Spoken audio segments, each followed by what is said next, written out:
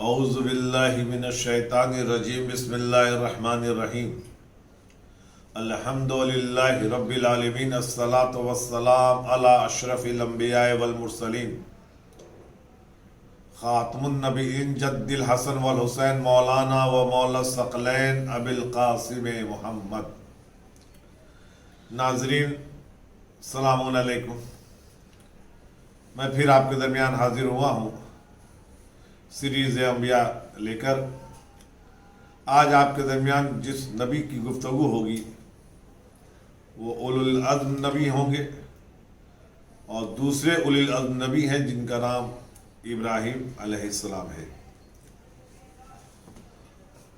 قرآن میں آپ کا نام 68 مرتبہ 68 مرتبہ آیا ہے، اور آپ کا تذکرہ جو ہے 23 سوروں میں آیا ہے۔ سورہ بقرہ، سورہ آل عمران، سورہ نساء، سورہ انعام، سورہ توبہ، سورہ ہود، سورہ یوسف، سورہ ابراہیم، سورہ ہجر، سورہ نحل، سورہ مریم، سورہ انبیاء، سورہ حج، سورہ شعراء، سورہ عنکبوت، سورہ صافات، سورہ صاد، سورہ زخرف، سورہ زاریات، سورہ نجم، سورہ حدید، سورہ ممتحنہ اور سورہ اعلیٰ۔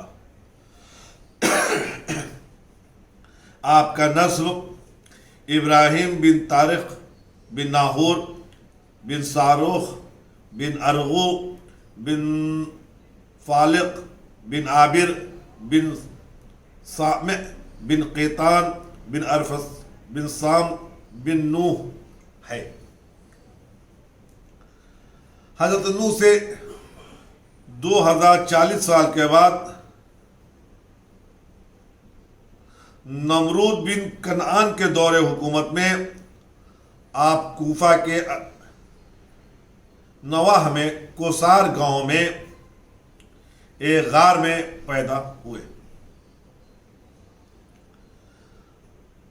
آپ کے دور میں جو بادشاہ تھا اس کا نام نمرود تھا۔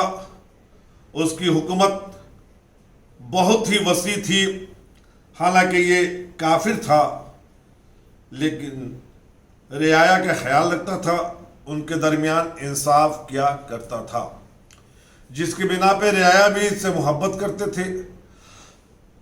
ایک دن شیطان نے اس کے ذہن میں یہ بات ڈال دی کہ آپ جو اتنے عظیم ہیں، اتنے عظیم ملک کے مالک ہیں،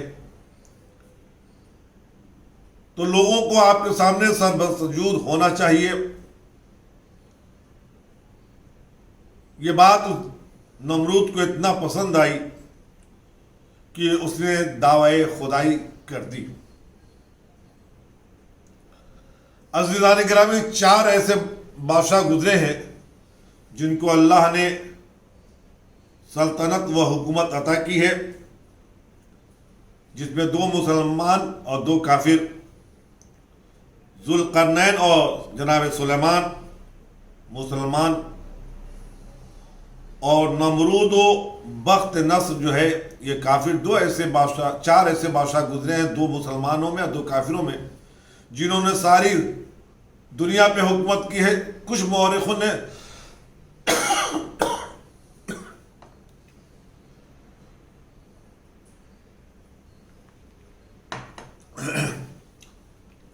کچھ مورخوں نے 2 کا اور اضافہ کیا ہے، ایک بادشاہ سکندر اور ایک شداد۔ حکومت نمرود میں کچھ خاصیتیں تھیں، جیسے جہاں تک اس کا پائے تخت تھا وہاں حشرات ارض نہیں آ سکتے تھے، یعنی مچھر، مکھی، یہ ساری چیزیں اس کی حکومت میں نہیں تھی۔ اس نے ایک حوض بنا رکھا تھا جس میں کئی خانے تھے، اور ہر خانہ ایک قوم سے منسوب تھا۔ جب وہ کسی قوم پہ ناراض ہوا کرتا تھا تو اس قوم کے خانے کو کھول دیا کرتا تھا، اور اس حوض کے پانی سے وہ پوری قوم غرق ہو جاتی تھی۔ اب آپ اندازہ لگا سکتے ہیں کہ یہ حوض کتنا بڑا ہوا کرتا ہوگا۔ تیسری، اس نے اپنے قصر پر ایک بطخ بنوا رکھی تھی کہ جب کوئی اجنبی داخل ہوتا تھا تو وہ چیخنے لگتی تھی اور لوگ سمجھ جاتے تھے کہ اس قصر سے کوئی اجنبی آیا ہے، اور لوگ اس کی پرس کیا کرتے تھے کہ کہاں سے آ رہے ہیں، کہاں جانا ہے، آپ کون ہیں۔ تیسری چیز جو اس کے یہاں تھی، اس کا ایک طبل تھا، ایک بہت بڑا ڈھول تھا کہ جب لوگوں کی یہاں چوری ہوا کرتی تھی تو وہ ڈھول کے پاس آ کے بتایا کرتے تھے کہ ہمارے یہاں چوری ہو گئی ہے، تو ڈھول سے آواز نکلتی تھی کہ چور کون ہے، کہاں کا رہنے والا ہے اور اس وقت کہاں ہے۔ اس نے اپنے دروازے پر ایک عورت کا پتلا بنا رکھا تھا کہ جب کسی کا کوئی چیز گم ہوتی تھی تو ایک مقررہ تاریخ کے دن اس عورت کے پاس آیا کرتے تھے اور عورت سے اپنی گمشدہ چیز یا شخص کے بارے میں پوچھا کرتے تھے۔ اب وہ بت جو عورت کی شکل میں تھا وہ ان سے محو گفتگو ہوا کرتا تھا اور بتا دیا کرتا تھا کہ تمہاری گمشدہ چیز کہاں پر ہے۔ اب آپ اندازہ لگا سکتے ہیں کہ اس کی حکومت کتنی وسیع اور کس پیمانے کی تھی۔ اسی دور میں حضرت ابراہیم علیہ السلام کی ولادت ہوتی ہے۔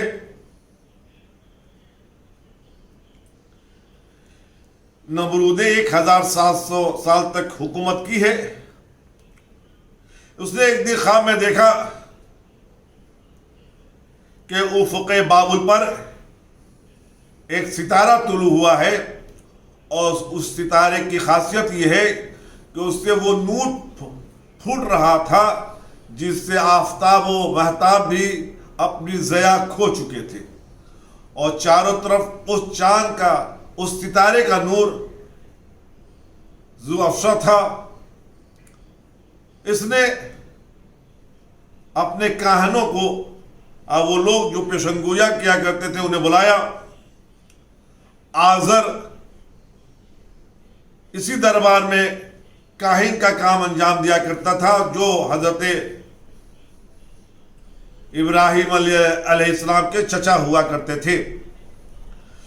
چنانچہ آزر نے بتایا کہ آپ کے دور میں، آپ کی حکومت میں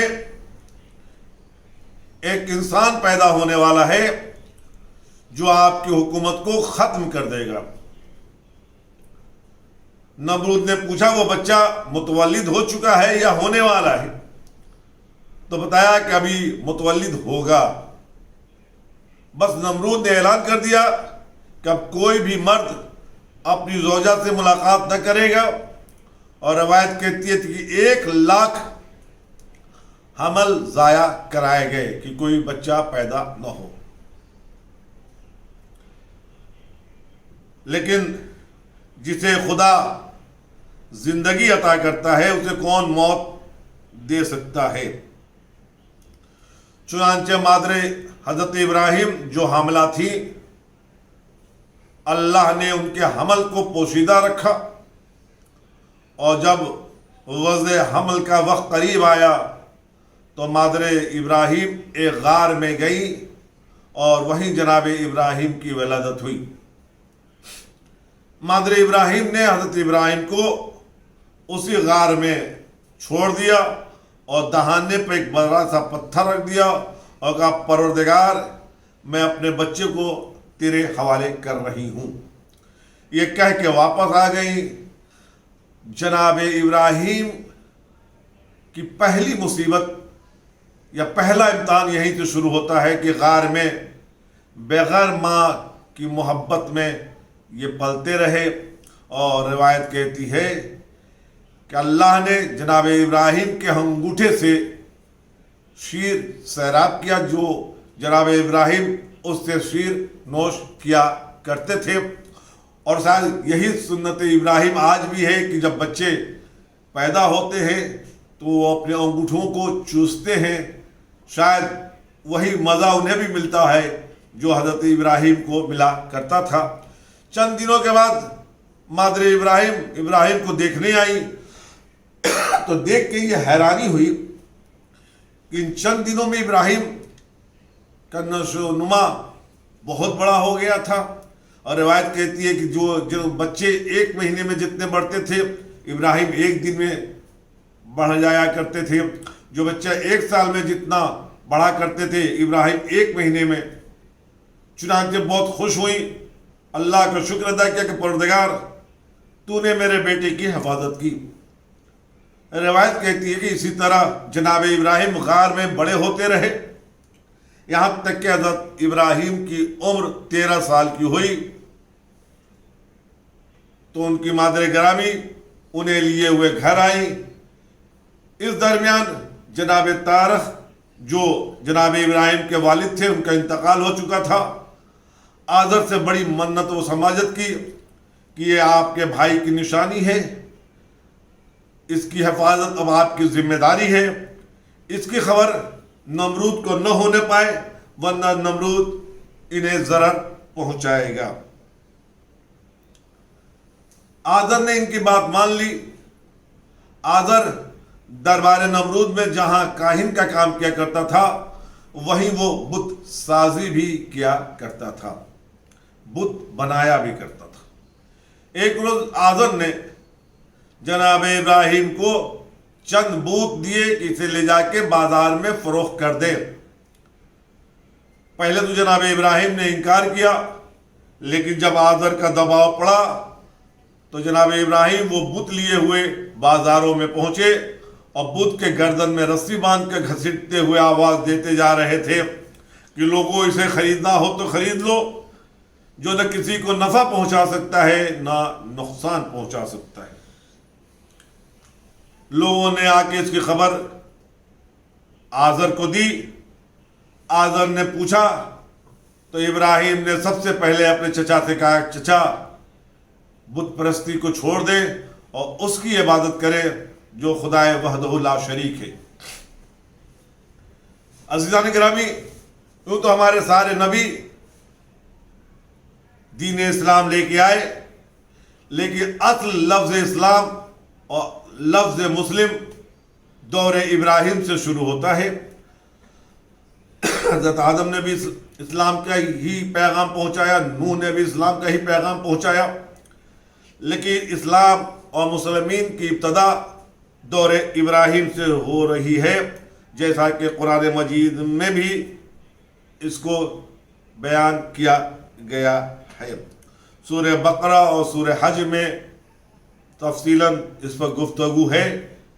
ابراہیم علیہ السلام نے دعا کی ہے کہ پالنے والے ہمیں مسلم قرار دے اور میری ذریت میں بھی یا میری ذریت کو بھی مسلم قرار دے۔ دور ابراہیم میں 3 طریقے سے شرک پھیلا ہوا تھا۔ ایک تو لوگ چاند، ستارے اور سورج کی پرستش کرتے تھے، دوسرے بت پرستی کا رواج تھا، تیسرے انسان پرستی۔ ان 3 شرک قوم ابراہیم میں رائج تھا۔ جناب ابراہیم کی عمر 16 سال کی تھی تو مبعوث میں رسالت ہوئے تھے۔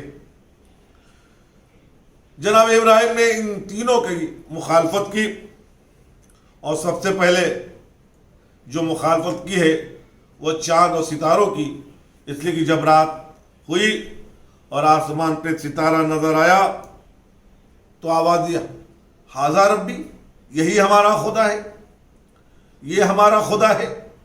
لیکن جب ستارہ ڈوب گیا تو کہا ڈوبنے والی چیز ہم خدا نہیں ہو سکتی۔ پھر نگاہ چاند پہ پڑی، کہا یہ ہمارا خدا ہے، لیکن جب چاند بھی ڈوب گیا تو کہا ڈوبنے والی چیز خدا نہیں ہو سکتی، خدا نے ہمیں شرک سے بچا لیا۔ اس کے بعد جب سورج کو دیکھا تو کہا ھذا ربی، ھذا اکبر، یہی خدا ہے، چونکہ یہ بڑا ہے۔ لیکن جب سورج بھی ڈوب گیا تو آواز دی کہ یہ خدا نہیں ہو سکتا ہے۔ چنانچہ جناب ابراہیم نے ان لوگوں کو جو لوگ ستارہ پرست تھے، سورج پرست تھے، ان کا انکار کیا۔ اس کے بعد چچا آزر سے کہا کہ بت کی پرستش چھوڑ دے۔ اس دور میں لوگ ایک دن مقرر کیے ہوئے تھے جس دن عید منایا کرتے تھے، اور جشن عید منانے کے لیے شہر سے باہر جایا کرتے تھے۔ آزر نے ابراہیم سے چلنے کو کہا، لیکن ابراہیم نے کہا میں ذرا مریض ہوں، میں نہیں جا سکتا۔ چنانچہ ابراہیم رہ گئے۔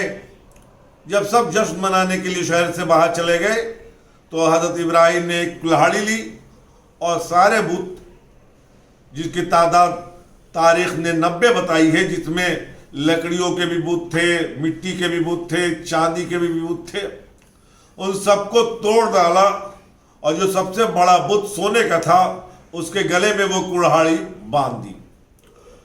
جب یس سے لوگ واپس پلٹے اور اپنے خداؤں کو اس حال میں دیکھا تو شور و گل کیا اور کہا یہ کام ابراہیم کا ہی ہے جو ہمارے بتوں کو برا بھلا کہتے ہیں۔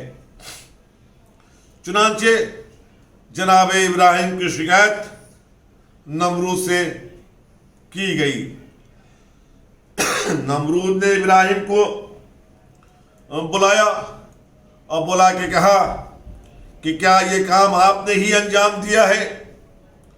تو ابراہیم نے کہا کہ ان کے بڑے نے، اور اشارہ اس بت بزرگ کی طرف کیا، کہ اس سے پوچھ لو اگر یہ بول سکتے ہیں، اور اگر یہ نہیں بول سکتے تو ہمیں افسوس ہے تم لوگوں پر کہ تم لوگ ایسے کی پوجا کرتے ہو جو خود اپنی بھی حفاظت نہیں کر سکتے۔ یہ بات قوم کے کچھ لوگوں کو بہت ہی اچھی لگی، اور کچھ لوگوں نے جناب ابراہیم کے خدا پر ایمان بھی لانے کی کوشش کی، اور نمرود کے خوف سے انہوں نے تقیہ اختیار کیا۔ لیکن کچھ لوگوں نے کھل کے حضرت ابراہیم کی مخالفت کی، اور نمرود نے جناب ابراہیم کو قید میں ڈال دیا۔ جناب ابراہیم نے کہا، جب نمرود نے پوچھا کہ آپ ہمارے خدا کو قبول نہیں کرتے، تو کہا میرا خدا وہ ہے جو زندگی اور حیات پر اختیار رکھتا ہے۔ نمرود نے ایک راہ چلتے ہوئے شخص کو قتل کر دیا، اور ایک قید میں جس پر پھانسی کی سزا مقرر ہو چکی تھی اسے آزاد کر دیا، اور کہا دیکھیے میں نے حیات و موت تقسیم کر دیا۔ جناب ابراہیم نے کہا میرا خدا وہ ہے جو مشرق سے سورج کو نکالتا ہے اور مغرب میں ڈبو دیتا ہے۔ اگر تو خدا ہے تو تو مغرب سے۔ یہاں پر آ کے نمرود مبہوت اور چپ ہو جاتا ہے۔ لیکن یہاں میں ایک مجلسی نقطہ آپ کے سامنے پیش کر دوں۔ چلے ابراہیم کی بارگاہ میں آواز دے، نبی اللہ آپ نے کہا کہ جو مشرق سے بجائے مغرب سے سورج نکال دے وہ خدا ہے، تو اگر تاریخ میں کوئی مغرب سے سورج کو نکال دے تو نصیری کو برا کیوں کہا جاتا ہے؟ آپ نے ہی تو کہا تھا کہ جو مغرب سے سورج نکال دے وہ ہمارا خدا ہے۔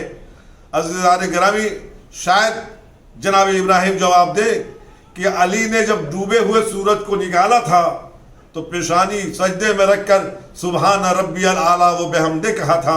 اگر علی خدا ہوتا تو پھر بتاؤ سجدہ کس کا کیا؟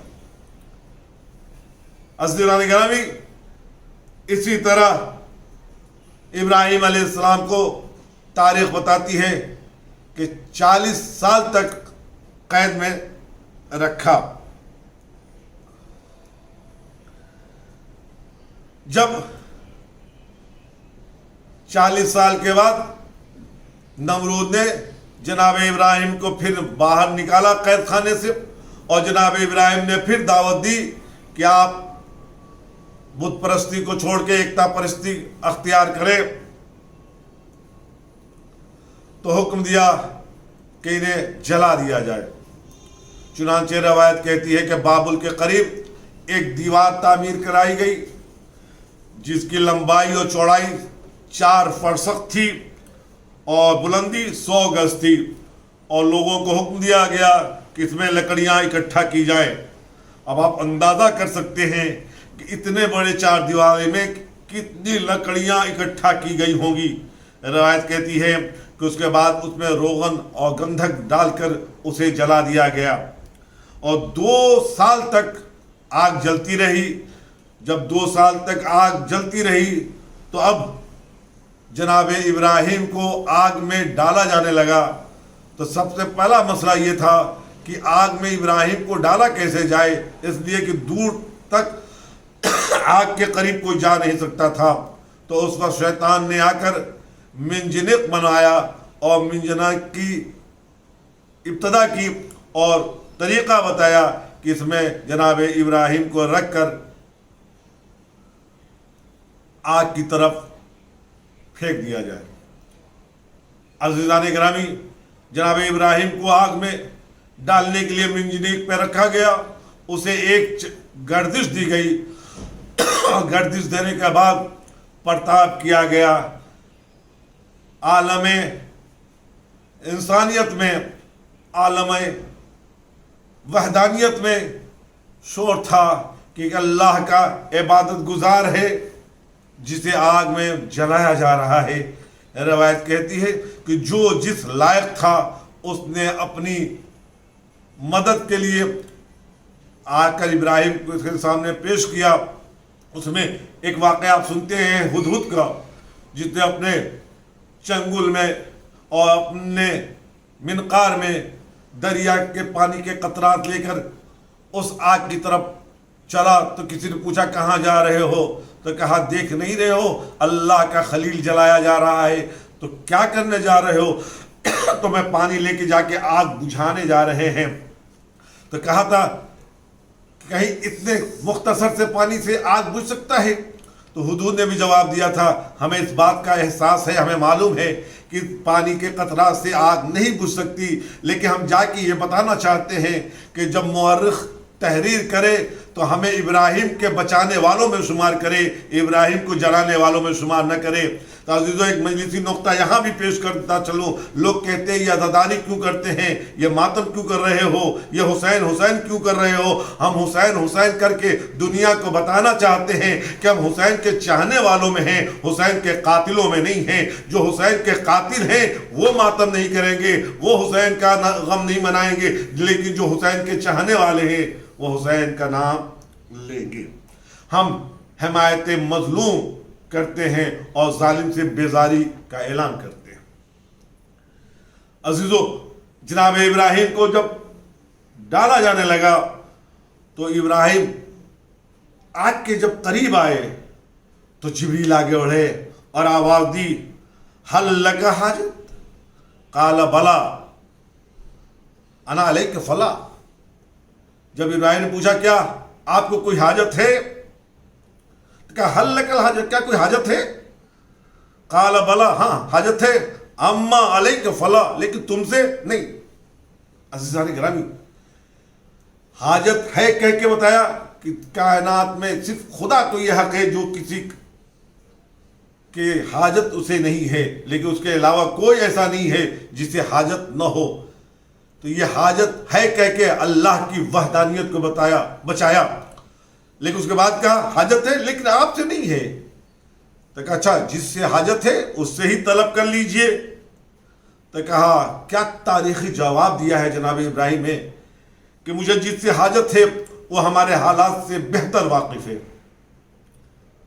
عزیزان گرامی، ایک بات کہہ دوں، آگ میں ڈالے جا رہے ہیں، منجنیق میں گردش دی گئی ہے، پھر بھی نبی کا ذہن اتنا ہے کہ کس سے حاجت طلب کیا جا سکتا ہے، کس سے نہیں کیا جا سکتا ہے۔ مسلمانوں، چکر دینے کے بعد، آگ میں ڈالنے کے پہلے ابراہیم کا ذہن اتنا تھا کہ وہ بتا رہے تھے کہ جس سے حاجت چاہیے یا نہیں چاہیے۔ تو چند دنوں کے بخار میں تم کیسے ہو کہ جو سرور کائنات ہے، جو ابراہیم کا سردار ہے، اس کے لیے آپ کہہ رہے ہو کہ معاذ اللہ یہ ان پر بخار کا غلبہ آ گیا ہے۔ عزیزان گرامی، ادھر ابراہیم آگ میں پہنچے، ادھر قدرت نے آواز دی، یا نارو کونی بردن وسلامن علی ابراہیم، اے نار تو ٹھنڈی ہو جا ابراہیم پر اور سلامتی کے ساتھ۔ نمرود نے جب یہ منظر دیکھا کہ ابراہیم آگ میں سجدے کی حالت میں ہے تو آواز دی۔ روایت کہتی نمرود چیخ پڑا کہ خدا ہو تو ایسا جیسا کہ ابراہیم کا خدا ہے۔ تو میرے عزیزو، ہونا تو یہ چاہیے تھا کہ قوم ایمان لے آتی، نمرود ایمان لے آتا، لیکن ایسا نہیں ہوا۔ تاریخ بتاتی ہے کہ صرف دختر نمرود جس کا نام رازہ تھا وہ ایمان لے آئی، اس کے علاوہ کوئی بھی ایمان نہ لایا۔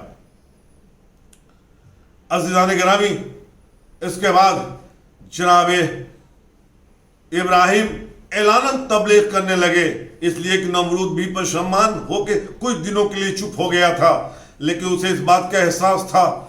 اس نے ایک دن آواز دی، لوگوں گھبرانا نہیں، میں آسمان پہ جا رہا ہوں ابراہیم کے خدا سے لڑنے کے لیے۔ چنانچہ اس نے ایک برج تیار کرا۔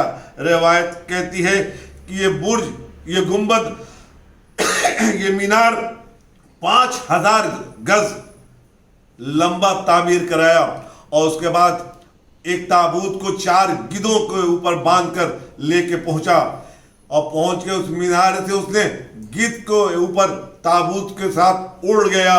ادھر اس کا اڑنا تھا کہ یہ لمبا برج جو 5000 گز کا تھا خود بخود گر گیا۔ وہ تھوڑی دیر کے بعد گدھ کے ساتھ واپس آیا، اور واپس آنے کے بعد بہت ہی شرمندہ ہوا۔ کسی نے بڑھ کے کہہ دیا کہ ابراہیم کے خدا کو کوئی قتل نہیں کر سکتا۔ دو شرمندگی جب نمرود کو ہو گئی تو اب اس نے ایک بات کہی، نمرود نے جناب ابراہیم سے، کہ میں تمہارے خدا سے جنگ کرنا چاہتا ہوں۔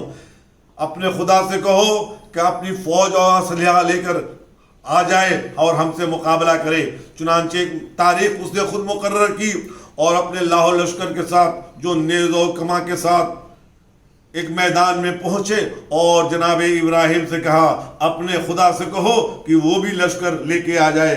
ابراہیم نے بڑے اطمینان سے جواب دیا، اللہ کا لشکر پہنچنے ہی والا ہے۔ یاد رکھنا، تو موت سے چاہے جتنا فرار کر جائے، موت تجھے آ گھیرے گی۔ تو اس نے اعلان کیا تھا کہ ایک شیشے کا محل بنوایا جائے، اور اس میں جب محل تعمیر ہو گیا تو اس میں جا کے قیام پذیر ہو گیا۔ اور اس کے بعد ابراہیم سے کہا کہ تمہارے خدا کا لشکر اب ہم پر کیسے حملہ کر سکتا ہے، اس لیے کہ میں ایک ایسے مضبوط شیشہ پلائی ہوئی دیوار میں ہوں کہ اس پر کسی کی چل نہیں سکتی ہے۔ چنانچہ حسب وعدہ میدان میں سارے لوگ اکٹھا ہوئے۔ ایک آسمان پر ایک سیاہ بادل نظر آیا جو نمرود کے سپاہیوں پہ آ کے مسلط ہو گیا۔ اب جب غور سے دیکھا لوگوں نے تو کیا دیکھا، یہ سیاہ مچھر تھے جو سپاہی نمرود کو اپنے احاطہ میں لے چکے تھے۔ روایت کہتی ہے کہ ان مچھروں نے ان سپاہیوں پر حملہ کیا، اس فوج پہ حملہ کیا، اور پوری فوج نیست و نابود ہو گئی۔ صرف نمرود تھا جو خود کو اس نے اس شیشہ کی دیوار میں بنے ہوئے محل میں چھپا لیا تھا، لیکن روایت کہتی ہے کہ ایک مچھر اس محل میں چلا گیا اور ناک کے ذریعہ نمرود کے مغز میں چلا گیا، اور روایت کہتی ہے کہ جب وہ مچھر مغز نمرود کو کاٹتا تھا تو نمرود چیختا تھا، تو اس کو لوگ جوتے مارا کرتے تھے، اور جب جوتے مارا کرتے تھے تو اسے کچھ آرام ملا کرتا تھا۔ تب کہنے دیجئے منکر خدا جوتوں کے ہی لائق ہے، چنانچہ جوتے پڑتے رہے، اور اسے جب جوتے پڑتے تھے تو کچھ اسے آرام ملتا تھا۔ روایت کہتی ہے کہ اس حال میں 400 سال تک نمرود رہا ہے، اور 400 سال کے بعد وہ واصل جہنم ہوا۔ کچھ نے 40 سال لکھا ہے، کچھ نے 400 سال لکھا ہے۔ روایت کہتی ہے کہ جب وہ اس عذاب میں مبتلا ہو گیا کہ جب اسے مچھر کاٹتا تھا تو جوتے پڑتے تھے، آخر میں اس نے آ کر جناب ابراہیم سے کہا کہ آپ ہمارے ملک سے باہر چلے جائیے، اور روایت کہتی ہے کہ حکم پروردگار بھی آیا کہ ابراہیم یہاں سے ہجرت کر جاؤ۔ انشاءاللہ زندگی رہی تو آگے کی گفتگو کل آپ کے درمیان پیش کروں گا۔ خدایا تجھے واسطہ ہے محمد والے محمد کا کہ ہماری اس قلیل سی عبادت کو قبول فرما۔ عزیزان گرامی، آج وہ شب ہے جس میں ہماری زہرا یتیم ہوئی ہے، زہرا بغیر ماں کے ہوئی ہیں۔ عزیز اور روایت کہتی ہے کہ جب دفن کر کے رسول آئے ہیں اور زہرا نے پوچھا ہے کہ بابا میری ماں، ایک مرتبہ رسول نے زہرا کو سینے سے لگا کے کہا ہے زہرا آج سے بعد میں تیرا بابا بھی ہوں اور تیری ماں کی بھی حیثیت سے میں تجھے پالوں گا۔ لیکن عزیزوں، میں نے روایات میں کئی مقامات دیکھے ہیں جہاں بچیوں کو جب ان کے والدین اس دنیا سے اٹھ جاتے ہیں تو بڑے دلاسے دیے جاتے ہیں، بڑی تشفیاں دی جاتی ہیں کہ انہیں ماں یا باپ کی یاد نہ آئے۔ لیکن عزیزوں، کربلا میں الٹا ہم نے دیکھا، باپ کے گزرنے کے بعد بچیوں کو کسی نے دلاسا نہیں دیا، بہنوں کو کسی نے دلاسا نہیں دیا۔ ہاں کسی نے تماچے مارے، ہاں کسی نے تازیانے مارے، ہاں کسی نے ہاتھوں میں ہتھکڑیاں پہنائی، پیروں میں بیڑیاں پہنائی، اور سکینہ کہتی رہی بابا کیا یتیمہ کے ساتھ یہی برتاؤ کیا جاتا ہے؟ اے میرے بابا، کیا کوئی یتیم ہو جاتا ہے تو اسے تماچے مارے جاتے ہیں، اسے تازیانے مارے جاتے ہیں؟ انا للہ و انا الیہ راجعون۔ خدایا جو بھی مریض ہیں انہیں صحت کاملہ عطا فرما، جو مقروض ہوں ان کے قرض کی ادائیگی عطا کر، خدایا جو بے اولاد ہیں انہیں اولاد صالح عطا فرما۔ خدایا ہم سب کے مقدر پہ کربلا کی زیارت اور اپنے گھر کی زیارت نصیب فرما، وہاں تک پہنچنے کے اسباب فراہم فرما۔ روز محشر امام حسین کی شفاعت ہم سب کو نصیب فرما۔ والسلام علیکم ورحمۃ اللہ وبرکاتہ۔